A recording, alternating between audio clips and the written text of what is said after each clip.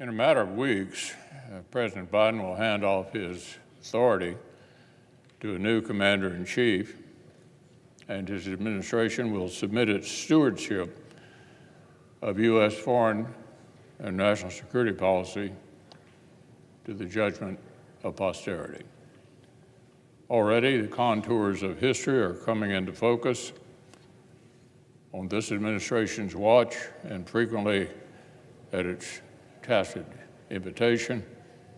The gravest threats to America, our allies, and our global interests have grown and aligned more closely.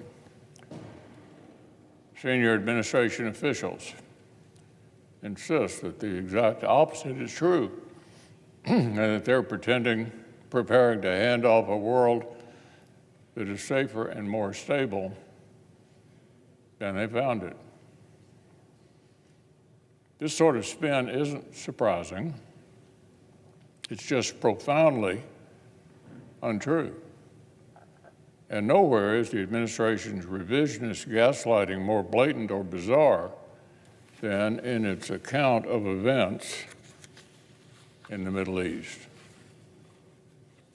Yesterday's collapse of the Assad regime in Syria was a stunning close to a half a century of authoritarian rule and 13 years of senseless slaughter, torture, and innocent suffering.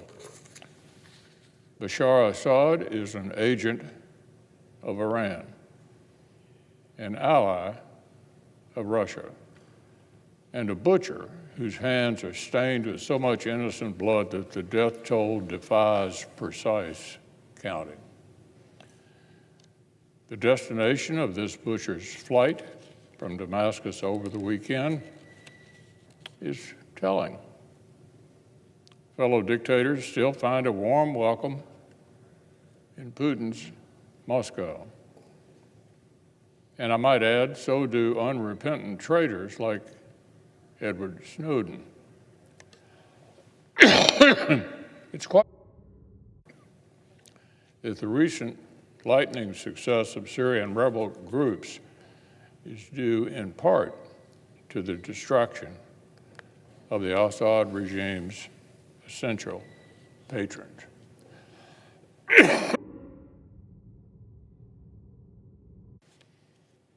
For more than a decade, assistance from Russia and Iran has shored up the twin pillars of Assad's rule: oppression and fear.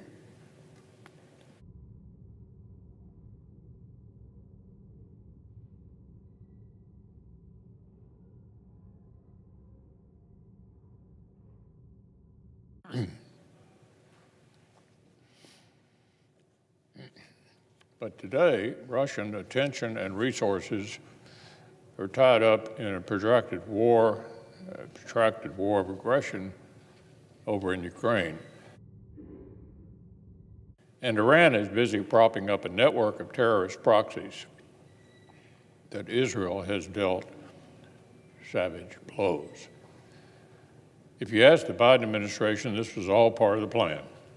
The president himself said as much yesterday. He noted that the Assad regime's strongest backers, Russia, Iran, and Hezbollah, are weaker today than they were 4 years ago, as if to suggest that it was his administration's policy that made these events possible.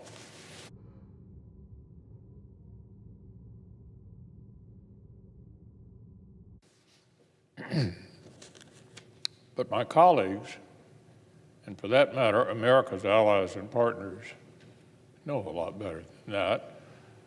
We know that to the extent that our adversaries are weaker today than they were when the president took office, it's in spite of his chronic hesitation and half measures in the conduct of American foreign policy. Ukraine has blunted Russian military power in spite of this administration's unfounded fear of escalation and repeated withholding of lethal assistance. Israel has put Iran and its proxies on the back foot in spite of this administration's repeated efforts to dictate the terms of Israel's military operations and its ongoing freeze on transfers of essential precision munitions. If the Assad regime's brutality was an abiding concern for the president, or if the ongoing plight of the Syrian people factored meaningfully into his administration's policy, then his national security advisor's description of the Middle East last fall, quote, quieter than it has been for decades, end quote, is even more incongruous than the horrors of October 7th already made it. If the president now intends to claim credit for bringing a potential end to Syria's grinding civil war, it begs the question why, as vice president, he agreed with President Obama's decision not to enforce his self-imposed red line on Assad's use of chemical weapons. The last Democratic administration's approach to Syria helped Russia displace American influence and helped Iran turn it into a staging ground for its terrorist proxies' war on Israel.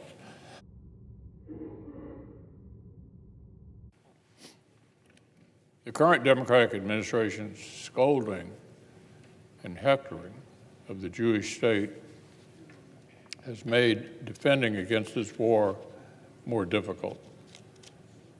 The Commander-in-Chief's record will speak for itself. History will reflect that if this administration wanted to heed the urging of leaders of both parties in Congress, deliver the sort of lethal capabilities and permissions Ukraine needed to defend against Russian aggression at the speed of relevance, it was fully empowered to do so.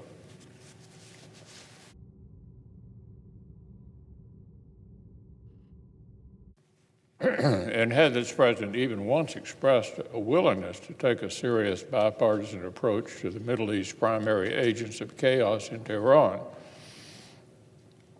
and its proxies and vassals, from Yemen to Syria, it would have found willing partners on this side of the aisle. I made this much crystal clear from the first days of his administration. At best, the Biden administration has been an impassive observer. At worst, it restrained America's friends from defending themselves and hampered the otherwise transformational success of Israel's operations against the enemies who actually started the war.